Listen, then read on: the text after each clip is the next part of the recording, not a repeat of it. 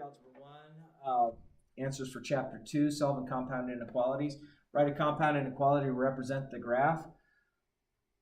So I would like to have values that are greater than -4 and values that are less than 1, and I want to put those together. This is going to be an AND statement, so they can go put together nicely. So I'm going to flip the sign on the top, so I go -4 is less than x is less than 1. There's our compound inequality. Number 3, I want values that are less than 2, and I want values that are greater than or equal to 5. So if I write a compound inequality for this one, this would go, this would be an OR statement. So I have, I could write that and I just put the word OR in between of them, and that'd be fine. Number 5 is another OR statement, shading opposite. So I want values that are less than -1.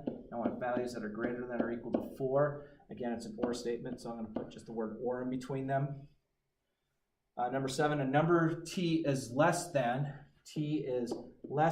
5, and t is greater than 3.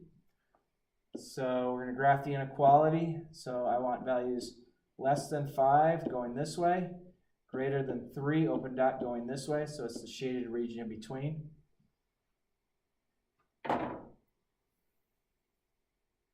Number 9, the number s is at least -2, or it says at least -2, or it's less than, at least -2, where it's less than -6. I think we have to go this way. And we're going to use the word OR. We're using OR because it says OR in there. Let's see, we can solve this and solve it in interval notation. So I have the variable in the middle, so I can divide everything by -5, so that gives me a -3. Sign flips because I'm dividing by a negative. And sign flips again because I'm dividing by a negative. And so give this an interval notation. So it goes from -3 to 2, square bracket at the 2 because you have your equal sign. This is an OR statement, so I'm going to add 7, or subtract 7 from both sides, excuse me, and that's -2. Divide by a -9, so the sign has to flip, so that gives me a 5. It's an OR statement, so I'm going to go from -infinity to -2, rounded bracket, or I'm going to go from 5 to infinity. Again, the rounded brackets because they're not equal.